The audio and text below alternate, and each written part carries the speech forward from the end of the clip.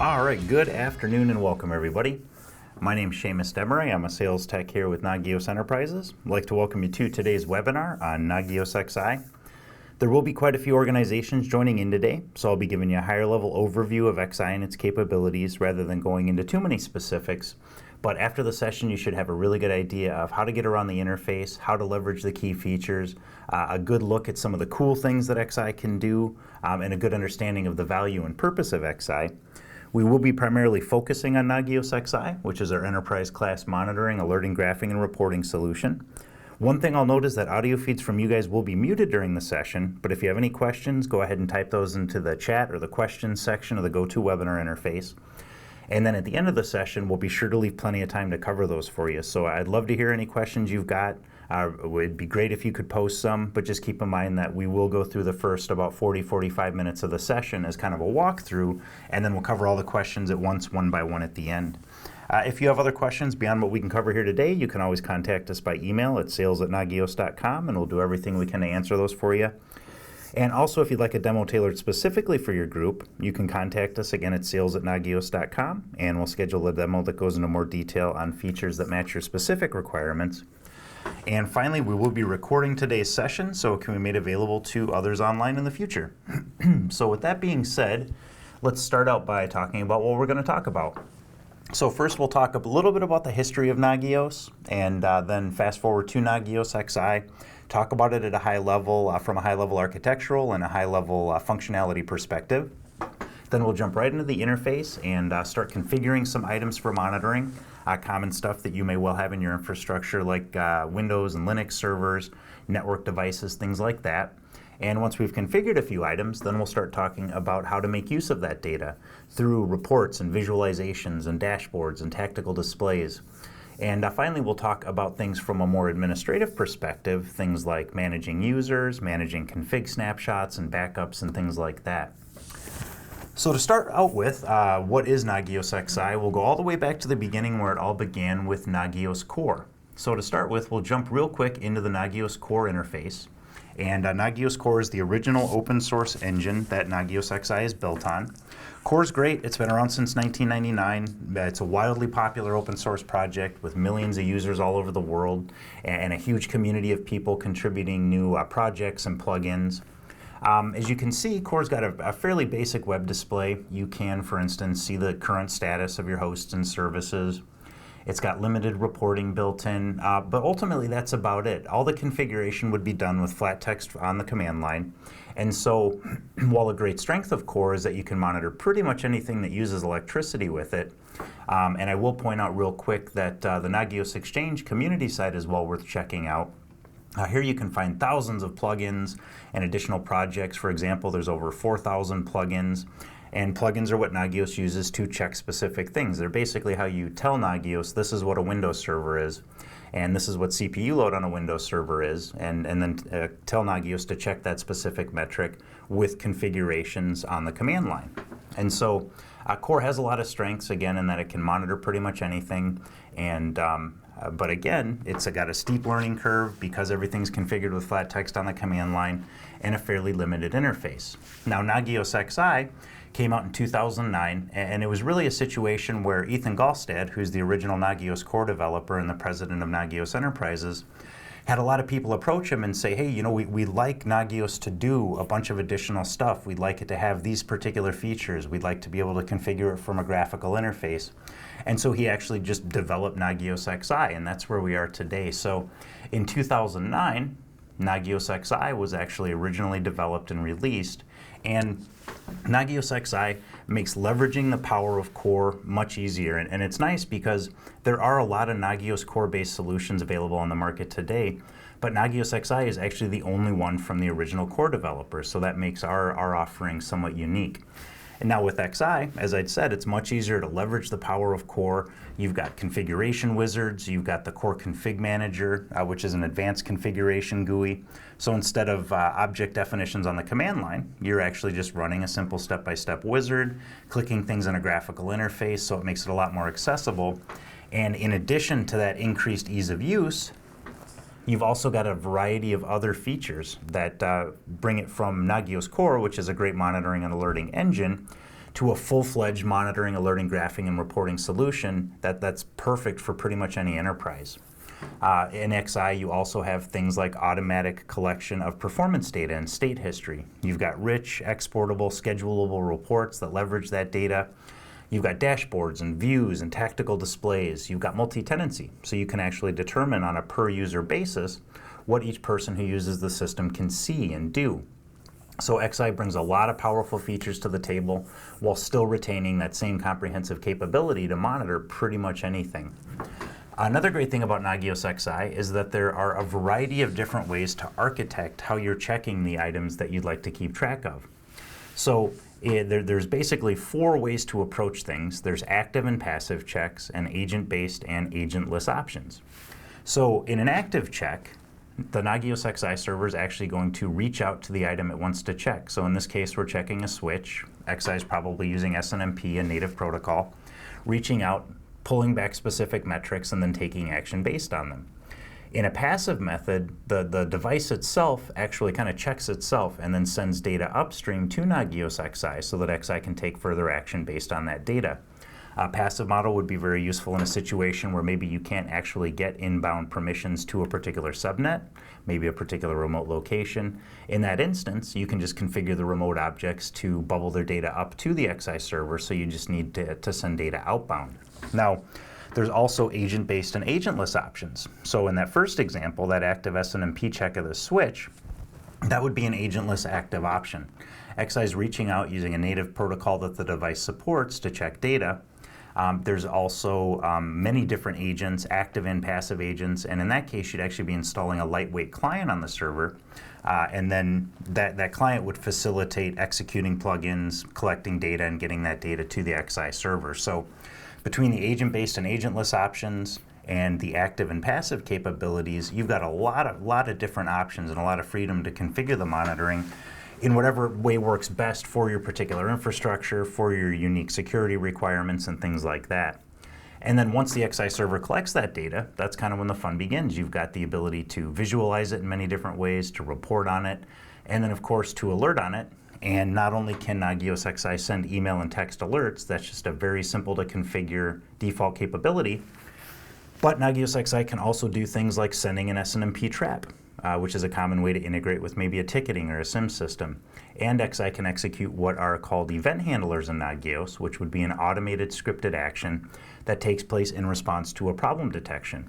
So XI can do a ton of different things when a certain problem is discovered, when a certain event occurs, and then again, you've got a variety of different ways to visualize that data. So that's a high-level look at the ways that Nagios XI can actually check things and how that functions.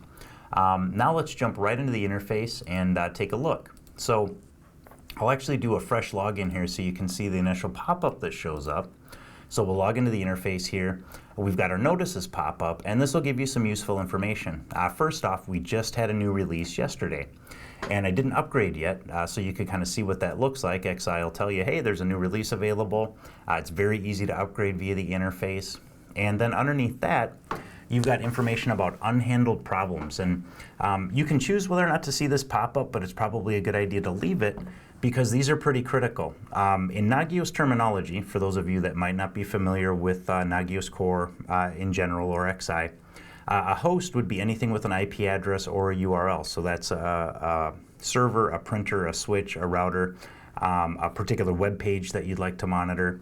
And then services are specific metrics that you're monitoring on those hosts. So if your host is a server, you're probably monitoring drive space, CPU load, memory utilization, things like that. If it's a web page, you're probably making sure that it's available. You might be checking things like DNS IP match, maybe looking for specific phrases that you do or don't want to be on the page. And so the services are specific metrics that you're monitoring.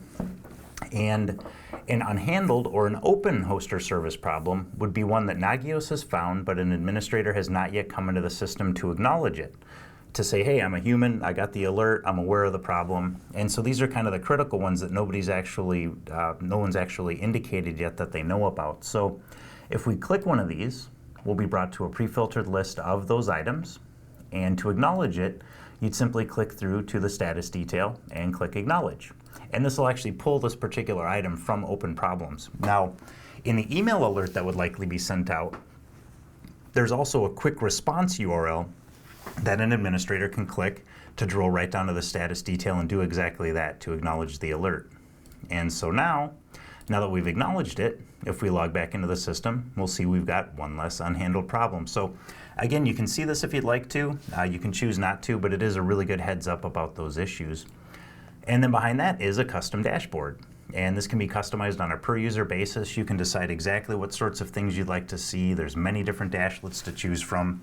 And so each person that logs in can pick exactly what items they want to see right away when they log into the interface. And we will talk about dashboards more a little later in the session, but to start with, now that we're in the interface, I'd like to show you how things are configured. So we'll click through to the configure menu and go to Start Monitoring Now, and that'll bring us to the list of monitoring wizards. There's over 60 wizards built into XI, covering a broad spectrum of things that you'll probably have in your environment. Operating system options like AIX, Linux, Windows, many different ways to approach monitoring of those items, Solaris.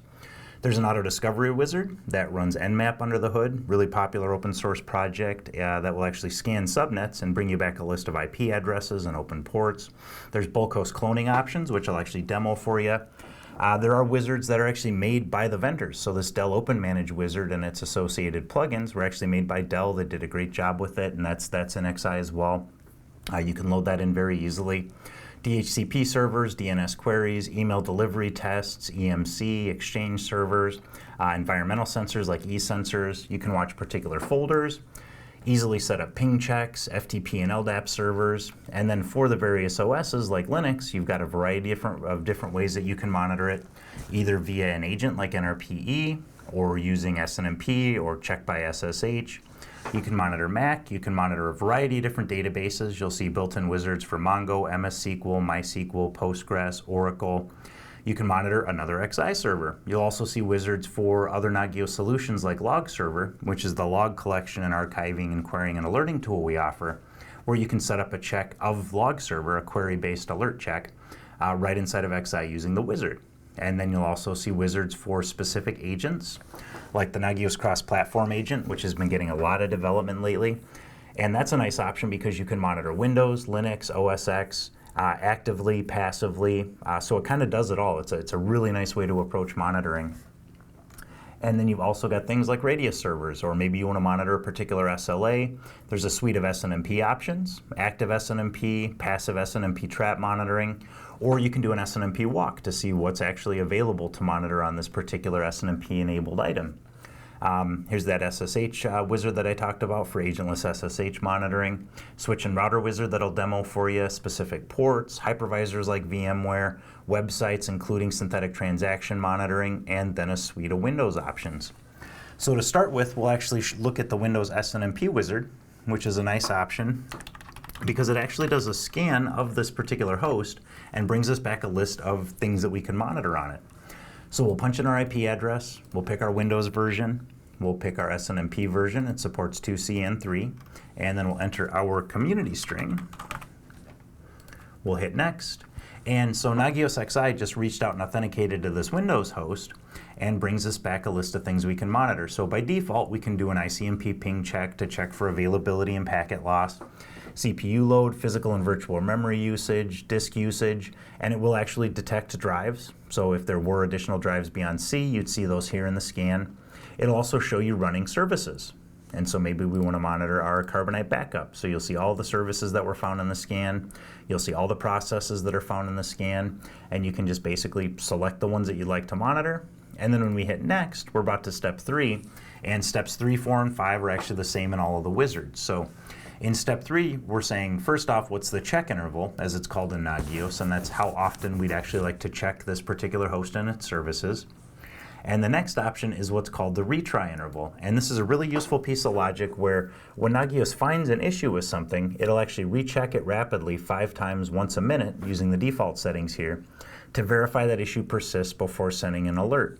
A good example of use cases for the retry interval would be things like CPU utilization or bandwidth on an interface.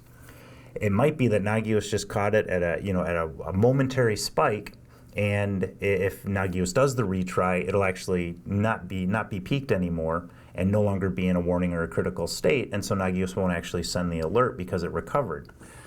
If you don't use the retry interval, which in some cases you might not want to, you can just change the second number to a 1. And in that case, Nagios is going to alert you immediately as soon as that issue is detected. So whether it persists or not, the alert will go out. But it's worth considering the retry interval because that could help you avoid a flood of alerts for things that may have already recovered by the time you get the alert. Now in step 4, you decide basically, would you like Nagios to keep reminding you periodically if that issue persists over X amount of minutes? Who should be alerted? Yourself or other individual groups of people or other individual contacts.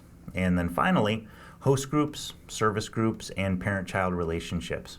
Now the host groups would be a way to logically organize devices. Now this could be by the type of device, by the responsible department, by the geographic location. It's totally open-ended and up to you to determine how you'd like to organize these.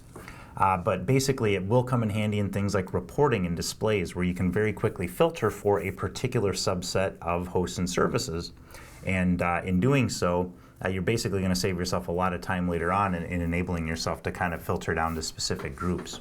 Same thing with service groups, just a way to logically organize services, maybe by the type of application that that service supports, for example. So in this case, this would be definitely a Windows server, and we'll put this in our Windows boxes service group. And then the parent-child relationships, this defines from the perspective of the Nagios process how everything interrelates. And this actually accomplishes 2 things. First off, it helps Nagios alert you intelligently. And once we finalize the wizard, I'll actually show you a visual example of this, whereby Nagios will know how everything interrelates from its perspective. And that's what this is here. This is you telling Nagios, how does this host relate to Nagios from its perspective? So Nagios will realize if, say, a border network device goes into a critical state, Nagios will say, hey, I can't actually route through that, so I know that everything beyond it can't actually be checked at this point, so I'll mark it as unreachable. And in a lot of cases, people will decide not to get unreachable alerts, so you don't get a flood of alerts for things that Nagios can't actually check. So it accomplishes that, and it actually creates the topology diagrams, which, as I said, I'll show you that in just a second here. So we'll go to our next step. We'll click Apply, and at this point, what Nagios is doing is writing this configuration to the underlying configuration database. And so everything looks good. It did a sanity check. Everything matches up. All the necessary data is there. So the config applied successfully, and now we're monitoring that Windows system via SNMP. Before we look at more wizards, I'll just real quick jump to the home menu while it's fresh in everybody's mind and show you that topology diagram I talked about. So this is actually generated based on those parent-child relationships. And as I said, if something like the firewall went critical, Nagios would realize it couldn't route through it, and so would mark everything beyond it as unreachable. So that's a nice piece of logic too. Just another thing like that retry interval to help you avoid a flood of alerts that may not actually be helpful. You may get a bunch of alerts for things that Nagios can't check. You'll realize they're irrelevant. And worst case scenario, your team starts to get alert blindness and starts to ignore alerts, which would kind of defeat the purpose of having a monitoring solution in the first place. So 2 nice pieces of logic built in to help avoid that. Going back to the configuration wizards, say you configured monitoring of that first Windows system, you tested it out, everything looks good, and you've got 30 more Windows systems that you'd like to configure monitoring of. You could certainly run that wizard again, or you could use bulk host cloning to rapidly clone that item. So we'll go pick that Windows server that we just set up monitoring of. We'll use that as our template. And we'll move on to step 2. You can monitor all the same or a subset of the same things on the other systems. Say maybe those other systems don't have Carbonate service on them. Now, one thing I'll mention here is that in this specific case, since we monitored via SNMP, you would actually need to have the same community string on the rest of these because it will inherit that particular setting. But assuming that's the case, you can rapidly monitor 5, 10, 50, 300 new hosts all really quickly with this wizard. So we'll enter a couple IP addresses here. That's the bare minimum that you need to enter in the wizard, although you can also add things like host names, parent-child relationships, descriptions, things like that. But for time's sake, we'll just throw in a few IPs here to show you how it works. So we've got our IPs in, we hit next, we hit finish, and it's that easy. So with just a few clicks, you can very quickly monitor a bunch of common items, and just like it did when we configured monitoring of that initial Windows host, it does a quick sanity check, make sure everything's in place. It applied successfully, and now if we go back to our home menu and our host detail, we'll see that 10.0.0.1, so on and so forth, those are all in there. All their services are, and now it hasn't had time to check these, and they don't exist, so we're not going to see a lot of data, but just as a quick way to demonstrate how quickly you can configure items. Now, another thing I'll point out, kind of in relation to that, is a really handy feature in the admin menu called config snapshots. So each time you apply configuration after configuring monitoring of something, Nagios XI actually takes a snapshot of that configuration. And they're really handy in the sense that, let's say for an example, you configure monitoring of 500 new Windows systems and then realize, oh boy, you know that was the wrong IP range. So maybe you made an error in the IPs that you entered or something like that. You can go to admin and go to monitoring config, go to config snapshots, and what Nagios XI is actually going to do is take a snapshot of the configs as they were each time you apply the configuration, whether it was an error, in which case you can actually view the output and maybe troubleshoot it there, or whether it was okay. Now what you can do if you run into problems, it's kind of a get out of problem free option. You can just roll the configuration back to where it was before you ran into that problem. And so here's where we did that bulk host cloning, where we configured those 3 new Windows hosts. Here's where we configured the initial one. You can just restore the config back to where it was before you made that change. And we'll apply the configuration, and it'll bring the database right back to where it was before we made that change. So it's a really quick and easy way to resolve an issue and try to make something happen again. If we go back to home and go to our host detail again, you'll see that those 10.0.0.etcs are gone. So really nice feature there. I wanted to mention that as kind of a best practice for people, especially just jumping into the interface with a free trial. That's a nice way to roll it back to a previous good config if you run into trouble. Jumping back to the wizards, of course, there's also a bunch of different Linux options. You can monitor with an agent, monitor via SNMP, use either NRPE or NCPA agents. You can monitor via SSH as an agentless option. If we jump into the Linux server wizard and enter our IP, you'll notice that a variety of different Linux distributions are listed here, or you can pick other. I'll note that if you do actually pick a distro from the list, like RHEL or CentOS, for example, it'll give you OS-specific possibilities. So services you can check, for instance, Yum update status on a CentOS machine. But if you don't see it there, you can pick other.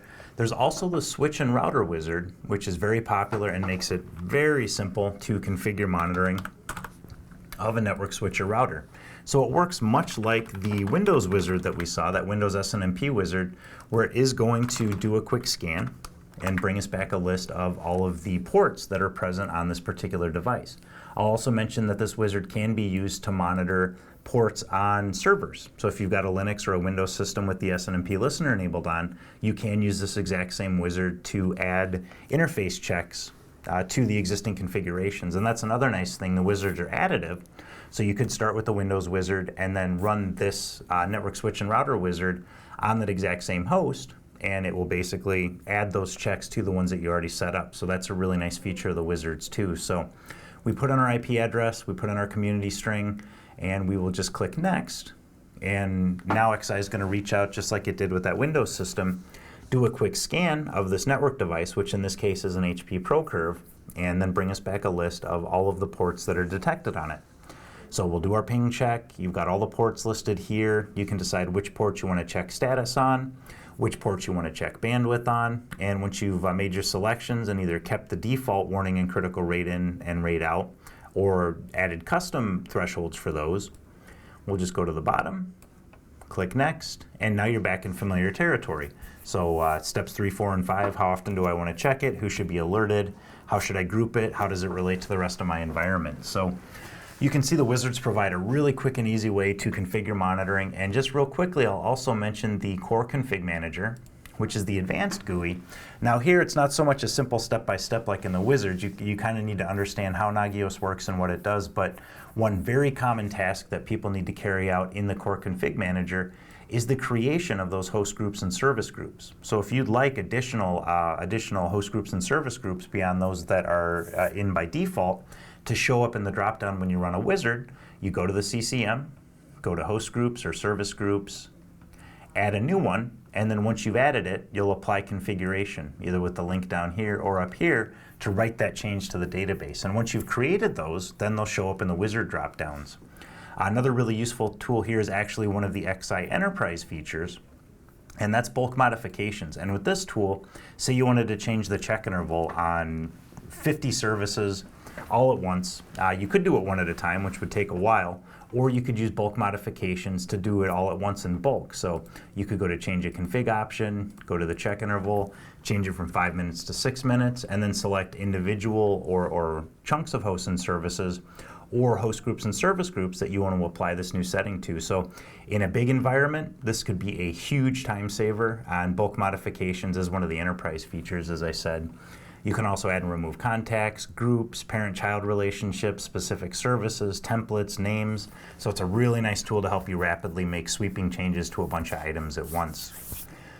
So now that we've configured some items, the next step is to have fun with it, do some cool stuff with that data. So views, dashboards, and reports are where we'll start for that. And if we go to dashboards, to start, this is a place where each user can make custom dashboards showing all sorts of different information. So on the left here, you've got your available dashlets, and we'll jump over there.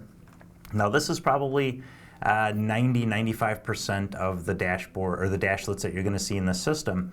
But I will mention that keep an eye out as you bounce around the interface for this upward pointing blue arrow, because this is your indicator that whatever you're looking at here can be added to a dashboard. And there are quite a few contextual ones that I'll actually point some out as we go along, where you'll be putting together something like, say, a Graph Explorer graph, and then you'll realize, hey, you know, I can add this thing to a dashboard. So keep an eye out for that. Those that are listed here are by no means all of them, but this is the bulk of them. And so you can put as many of these as you'd like to per page. Our homepage dashboard, for example, we've got a host status summary, a summary of all of our host groups, the very popular alert cloud. We've got drill down to our specific Linux servers host group, multi-stacked graph showing the status of various services, and then even individual graphs. Also, another example would be something that actually includes a geographic map. And so if we go to Minnesota, for example here, there's a Google Maps component built in, and you can actually use geocoordinates to drop active icons onto a geographic map so you can see the status of related objects. So that's really cool. Here's one related specifically to networking. So we've got status icons indicating the status of various ports on these network devices. Blocking network outages are shown here. Our switches host group, graphs of bandwidth on particular items.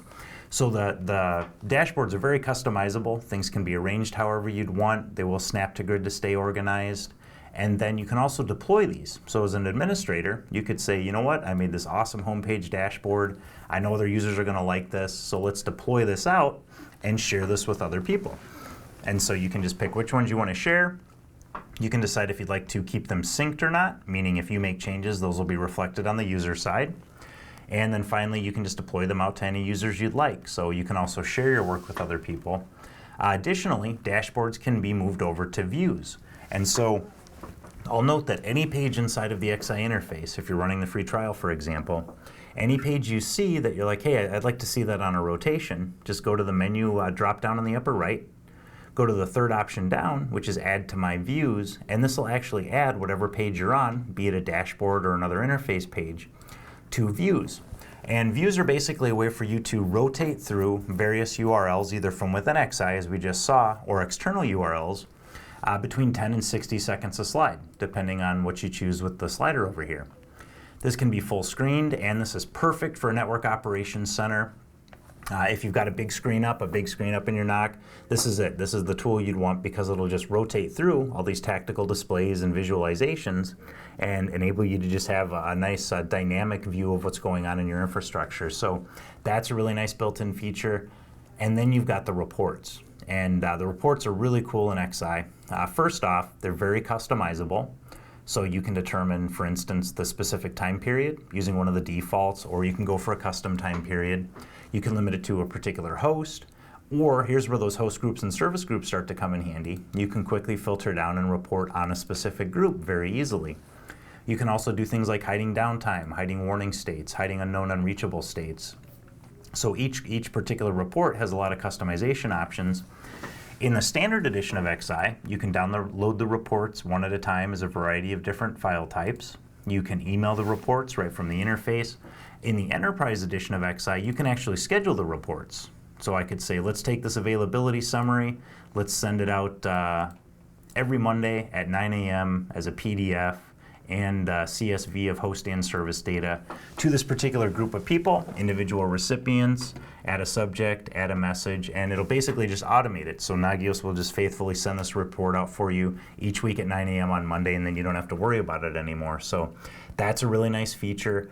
You've also got the executive summary, which is an aggregation of a few different reports. Here is an example of something that you can add to a dashboard. So there's that Dashify icon, and an example of something where you can export this specific image if you'd like to. So keep an eye out for the 3 horizontal lines as you bounce around the interface as well. So executive summary's got availability, top alert producers, alert histogram, all the latest alerts. There's the SLA report, which is an enterprise report. And so what we'll do is we'll look at my Windows test workstation, and we'll look at all services.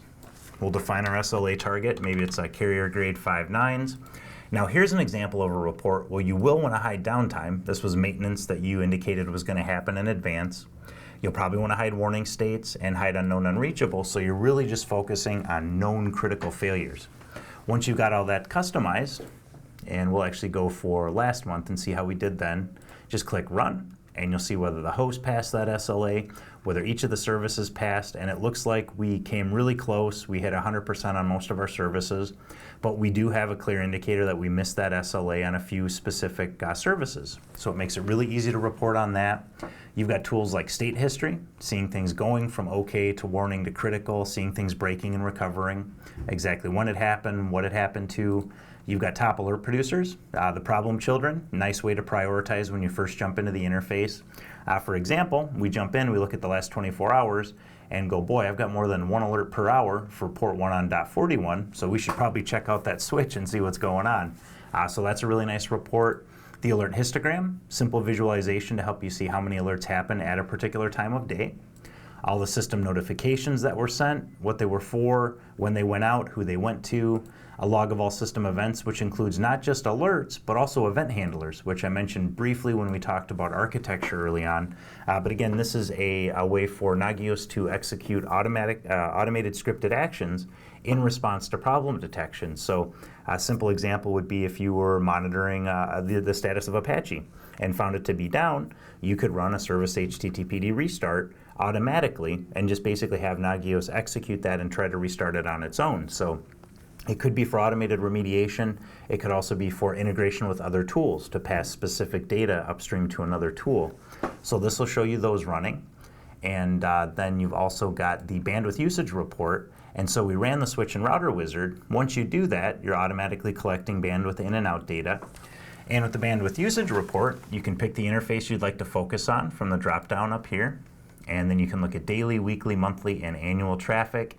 Traffic in blue, traffic out in green. And you can also hit the drop-down here to get an image file of each of these. Underneath that, you'll see a table of data. So in, out, max, and sum for various months. And then if you click through on a month, you'll actually see a daily breakdown of in, out, max, and sum for every day of the months that you were collecting data. So that's a really nice report.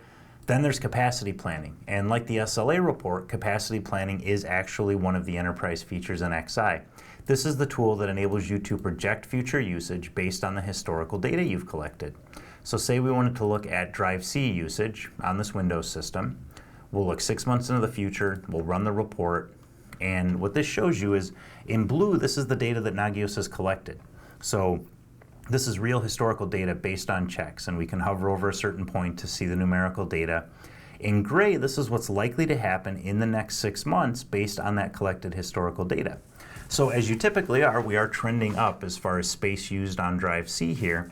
But if we overlay our warning and critical thresholds to get some context, you'll see that we shouldn't come anywhere near our thresholds in the next 6 months unless something changes significantly. So this is a really nice tool to help you project what will probably happen and then make some informed decisions on when you should upgrade various pieces of hardware and other items. And then this can go on a dashboard too. So if you wanted to, you could kind of make a critical items capacity planning dashboard for quick visual reference. You've also got the network report and network query report, and these are Nagios Network Analyzer, another solution we have integrated with XI. And we do have a separate webinar for Network Analyzer. We also have a network monitoring with Nagios webinar that includes Network Analyzer alongside XI and Log Server. But just briefly, Network Analyzer is the tool you would use to collect and report on and alert on any kind of flow data from your network devices. So in XI, of course, you can very easily monitor bandwidth, so you can see how much traffic is on an interface. With Network Analyzer, you can then answer the question, why do I have so much traffic? By collecting and analyzing the flow data, you can see things like IP origin and destination details, origin and destination port details, to actually figure out where all that traffic's coming from and going to and what kind of traffic it is. So this is one integration point. Network Analyzer reports inside of XI. And so you can, for instance, see chord diagrams to visualize what's talking to what. You can look at top talkers lists, and you can look at queries. So in this example, we've got a common botnets query where we're looking for beacons out to particular IPs on particular ports. We're glad we don't see any data here, but if we did, that would be an indicator to you that you do have traffic matching this query you've put in place. So that's just a quick overview of Network Analyzer and those two reports built into XI, just so they have some context for you. There's also data visualizations, for instance, the heat map, which enables you to very quickly visually see items that are having trouble over time. Here we're looking at a 24-hour view. We've got a strong horizontal line here, a couple of them, so that tells me that a specific item keeps having trouble, and I'm gonna bet that .41 is in here somewhere because of all the alerts that we saw for it from the last 24 hours. So you can hover over these, yep, and there it is. There's our port 1 bandwidth on .41. You can hover over to see exactly what they apply to and just get a quick visual reference. If we had a strong vertical line, that'd be an indicator that a bunch of items went into problem states at once. Jumping over to the alert cloud, this is a really popular dashlet, really popular visualization. Just color codes each host based on whether the host is okay and its services are okay, which would be green. The host is okay, but it has problems with underlying services, that would be orange. Or if the host is red, that means that the host itself is actually critical, and so that's a critical problem there. The alert stream, another nice feature. This enables you to visualize which items are having the most problems based on the size of the stream, and then you can click through to see the specific services that are throwing alerts during a particular time period. So that's built right in. The alert timeline I really like. This is a way for you to visualize alerts that happen in particular hours or days or months or years. And you can actually click on these to learn a little bit more about that particular alert, but just another nice representation of what broke when. And then network replay. This is the topology diagram that we saw when we were talking about the parent-child relationships. Only with this tool, you can actually play through a time period and see one item breaking, what impact that might have on other items, and so on and so forth. So it gives you a really nice way to actually visualize that and to see things changing over time and what impact one item going into a problem state may have had on another one. And you can pick the time period here. And then for those of you familiar with Nagios Core, those legacy reports are still built in as well. Now, in addition to the views, dashboards, and reports, you've also got a ton of things to see and do in the home menu. So we'll jump over there real quick and just kind of zip down the list. In the quick view section, you've got a variety of different tactical displays. So you've got your home dashboard that we discussed. You've got a tactical overview. Notice these can go on a dashboard, so you can see all the problems with hosts and services here and actually click through to pre-filtered lists of items in particular states from there as well. You've got Operations Center and Operations Screen, just two different ways to see all the current problems that the system is detecting. All your open host and service problems, which again, as we discussed, would be the items that have been found to be in a problem state but not yet acknowledged by an administrator. You've got all service problems, all host problems, be they acknowledged or not, blocking network outages that can go on a dashboard. We saw this on our networking dashboard. And then a detail of all your hosts and services. And real quick, I'll actually click through on one of these hosts. And so you can see the current plugin output, the current status. You can run a trace route, you can run a ping, you can add custom notes, maybe information about how to resolve issues with this particular host, maybe links and things like that. You can also connect by RDP, VNC, Telnet, or SSH to the host from the XI interface. You can also set up quick actions. So you've got the event handlers, the automated scripted actions that take place in response to problem detections. You can also set up quick actions, which would actually be proactive. So an admin would come to the status detail and then click a link to do something in particular, be it to go to a particular URL, so it could be a knowledge base that you set up, something like that, or it can actually execute a script. So using that same Apache example, you could set it up so that an administrator could try to restart Apache just by clicking a link within the interface. So that's a really nice feature in XI too. And then in the same menu, you can look at performance graphs. You can add notes over here as well. You can also, here's another integration point for Network Analyzer. So check out the status detail. There's a lot to see in there. You can also look at a summary, an overview, or a grid of your host groups and service groups. And here's another point where thinking about how you want to organize those in advance could really come in handy. So the summary basically puts them all in a single table that can go on a dashboard. The overview breaks it up by group, but kind of summarizes the service problems that might be present. And then the grid does the same as the overview, only it names all the services and color codes them. So many different ways to visualize the status of your groups. You've also got tools like BPI, which is Business Process Intelligence. This is an excellent resource, nice tool to help you actually monitor the state of a whole process instead of just monitoring whether a particular host or service is working. So use case examples would be web server clusters, database clusters, complex applications that rely on multiple servers and specific processes and services to run. You could put them all together and alert on either an essential member breaking or a certain percentage of the supporting elements going into a problem state. So, and then monitor all of that under the umbrella of a single host. So really nice tool. You've also got metrics, which enable you to compare like metrics across multiple hosts. So disk usage, CPU, memory load, swap, basically anything that's returning this data will show up in the table here, and it'll stack it chronologically based on which one has the highest utilization. So here's CPU usage. We can see which items are using the most CPU.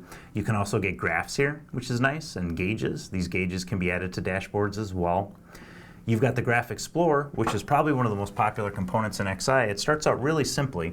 So top alert producers, bar graph, a couple of simple pie charts, which, you know, if you click them, they do pop out, which is kind of neat, but nothing too exciting. But then you get into the graphs, and that's where it gets really cool. So for example, time stacked, let's take a look at CPU usage back on that Windows system, and we'll update our graph. We can compare either 3 days, 3 weeks, or 3 months. And what this enables you to do is compare how something's performing versus itself over a recent time period.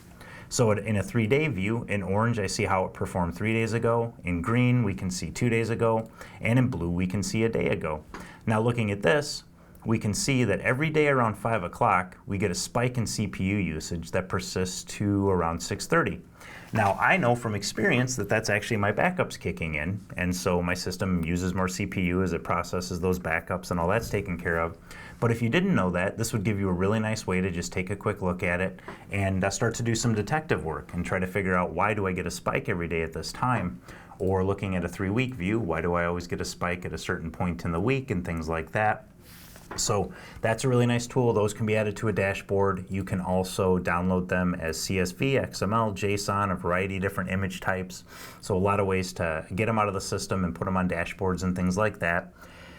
And you've got multi-stacked, and this is even more open-ended. So instead of comparing from a time perspective, you're basically able to just stack any service with any service all into the same graph. So it's super flexible. Really, anything can be compared with anything, totally at your discretion. So you can put as many services on the graph as you'd like to. As you can see, as we hover over particular points in time, you can see the numerical data as well. Easily customize the time period.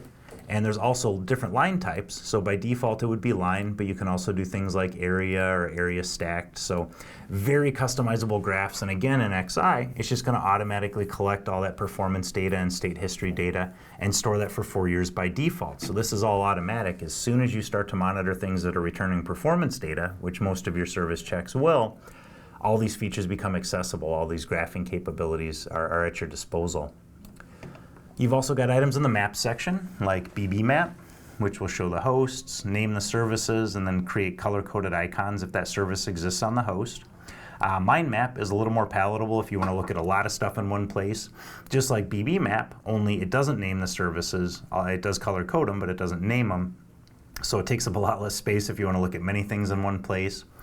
Tools like the hypermap, which we saw, the topology diagram, Google Maps integration, which we saw on one of our dashboards. Again, this is a way for you to put active icons on top of a geographic map to indicate the status of items from a geographic perspective. Tools like Nagios, which is a very popular open source Nagios project. With Nagios, you can basically create custom Visio style diagrams. So we could go more of a Visio style where we created a background showing a basic network map, and then you can overlay icons on top of those objects indicating the status of specific things. So it's a very customizable map you can make appear basically however you want and include things like lines indicating whether things can connect to one another. You could also do more of a geographic perspective, like this map of Minnesota, where our headquarters is here in St. Paul, with active icons indicating the status of certain things in a geographic perspective, or even set it up so that you've got pictures of your physical infrastructure with active icons indicating the status of certain items. So really flexible tool, a little bit of a learning curve, but once you get the swing of it, Nagios gives you a lot of capabilities to make really any kind of map you want to that dynamically updates icons based on statuses. So that's a really cool tool. You've also got things like scheduled downtime, recurring downtime. Very easy to put things in maintenance mode essentially in Nagios XI and say, during this time period, don't send me alerts for this particular thing because it'll be in maintenance. And then as you saw, you can also negate that downtime from your reports. So it won't reflect against things like your SLAs. So doing one-off downtime is easy. Setting up recurring downtime, so that say every Tuesday at 8 p.m. until 11 p.m. a certain group of items will go into a maintenance mode. You can set that up here very easily, and then you can also en masse acknowledge, schedule downtime for, do both for, or schedule an immediate check for everything that's in a problem state at once. I'll also note that at the very bottom of this mass acknowledge component that we're looking at, you'll also see a mass remove downtime tool. So if you've got a lot of items in problem states like we do, it'll be kind of buried at the bottom of the list. But you can remove everything in downtime all at once or a certain subset of them. And so that's a really nice tool as well. And then down below that, just some basic information about the health of the monitoring engine and things like that so you can keep tabs on it. I also wanted to talk a little bit about the multi-tenancy side of things because that is a nice thing about XI. If we go to admin, and go to manage users, we'll go add a new user, and I'll note that it does support ADLDAP integration. And I wanted to scroll down to the bottom and show you the various security settings because here's where you actually determine what people can see and do. So by default, users in Nagios are only going to see items they're a notification contact for. But if you want someone to see everything, that's very easy to do in XI. You can also make someone read-only. So maybe for an executive user, you'd give them the ability to see all objects, but make them read-only so they couldn't actually change or configure or delete or anything like that. You determine who can actually configure things. You determine who can do things like disabling notifications, who can control the monitoring engine. And there's also the admin level, of course, where they can basically see and do everything, and the only choice is, should this person have API access? And so XI does also have an API that I'll talk about in a second real quickly just so you have an overview of that. But as you can see, it's very simple to determine on a per user basis what people can see and do within the interface. Also wanted to talk real quick about the backup and restore capability, just so you're aware of it. If you're starting a trial, for instance, here in scheduled backups, you can FTP, SSH, or keep a local copy of all of the things that make this particular XI install unique. So this file contains your configs, your state history, your performance data, your user data, basically everything you would need to drop this file into another XI server and be right back where you were when you exported it from this one. So that's a really nice feature. You can also archive backups locally if you'd like to. And it just makes it really easy to have a backup in case something happens. And so that's really nice. And also in system extensions, I'll mention that quick. You can very easily manage config wizards, add new plugins, add SNMP MIBs, and extend the system capabilities all via the interface very easily. So it's very customizable and extensible as well, and you can actually create things like your own components to change how the interface looks, add new features to it, and things like that. So that works out really nice as well. So that is a quick walkthrough of the XI interface, the key features, how to accomplish some common tasks. Hopefully that was of use and helped you understand how to get around and where everything, all the cool stuff is.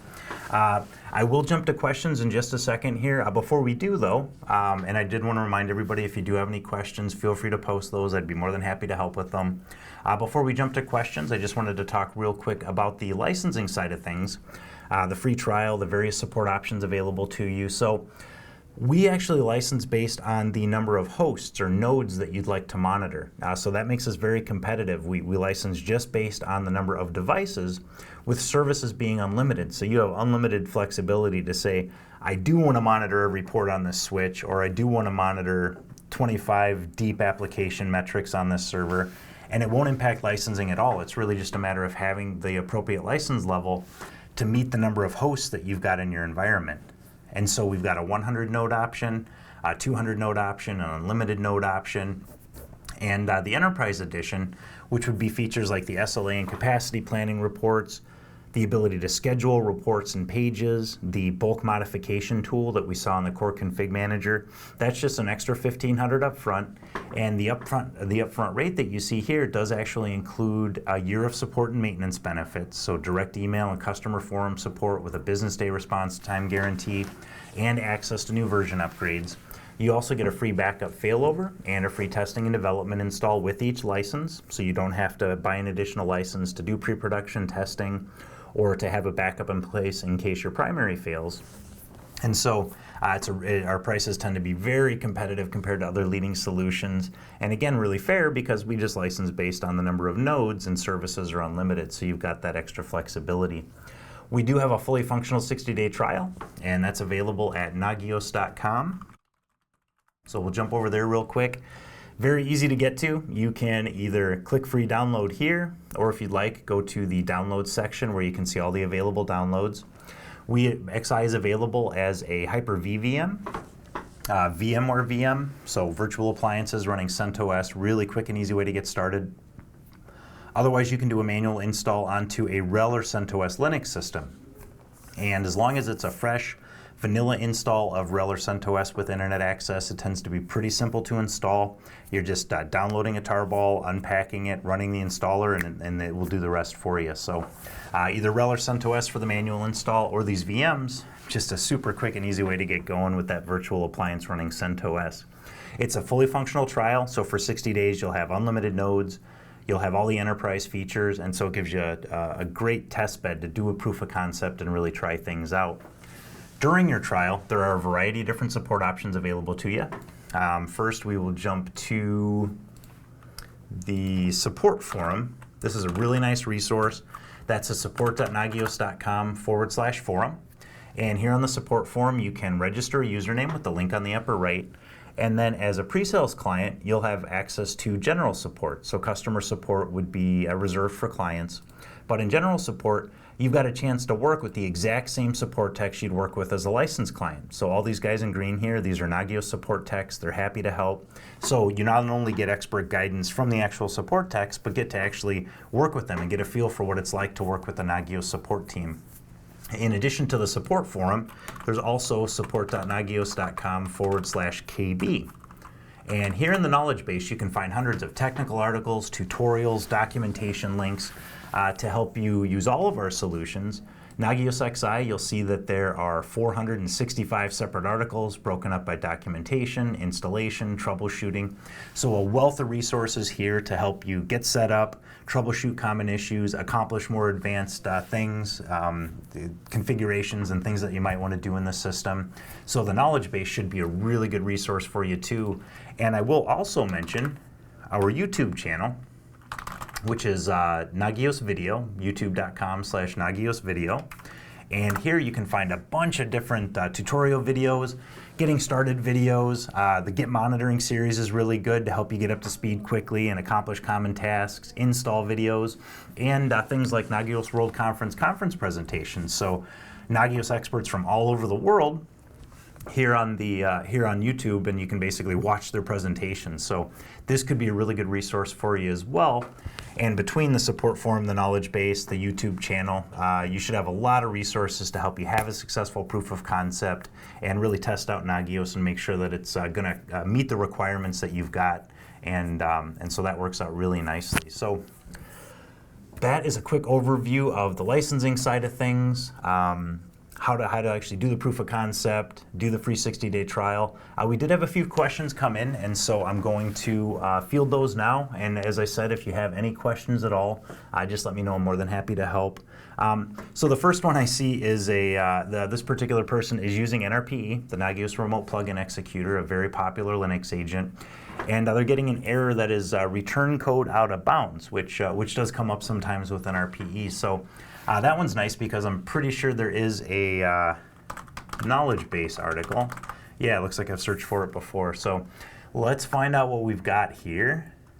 And does it have more? Because I know, yeah, so there's return code 126 and there's return code 127. If you get a chance, go ahead and post which of those you're actually running. Okay, yep, looks like it is 127. Thanks for that. So we'll actually click through to the article, and I will actually paste this into the chat for you, and that way you've got that this article link. But basically, what this is going to say is that it's usually a result of either the command is missing, the command directive is missing, or it's not named correctly. So this walks you through all the angles, all the steps, how to troubleshoot that. So this should be a really good starting point on that one. And if you are unable to resolve it, of course, you can post to that support forum that I showed you. So register a username, post in the general support Nagios XI section, and the support techs will be sure to take care of you there. I see another question about how Nagios scales from kind of an architectural perspective, a distributed monitoring perspective. And the answer is would be really well. We have people literally monitoring tens of thousands of hosts with Nagios XI. So we'll jump over back to our how it works slide here, and I'll just show you real quick. So a few different ways you could approach this, and it kind of depends. First off, it depends on total scale, because if all of the things you need to check are, say, less than 20,000 total checks, host plus services, then you could employ what's called a federated model, where you've got multiple Nagios XI servers. So we'll say this is your central XI server here, and then each of these could be a separate XI server. And Nagios XI has an inbound-outbound transfers tool, and I'll point that out here, which enables you to very easily send the data from one XI server upstream to another one. And so what you could do is set it up so that these servers monitor individual subsets of the infrastructure and then bubble their data up to a central XI server. And here at the central XI, you'd have centralized visibility and alerting and reporting of everything. So that's one way to approach it. Again, if you're under 20,000 total checks, hosts and service checks across the infrastructure. Past that point, you'd actually need to split it. So it would need to start scaling horizontally, where you'd have multiple XI servers. And what you could use is a tool called Nagios Fusion, which I'll show you real quick. And we do have separate demos for Nagios Fusion.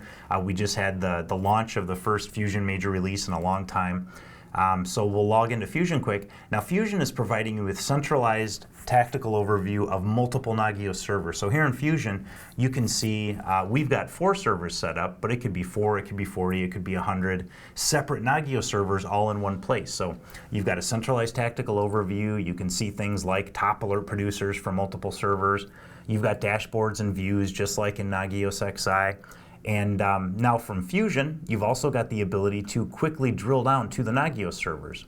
So if I wanted to get to the XI demo box, I just click through and boom, we're in this XI server. So Fusion is a nice tool in a big environment to give you that centralized visibility of a bunch of Nagios servers in one place, quick access to them. But as you can see, there's multiple options in a big environment.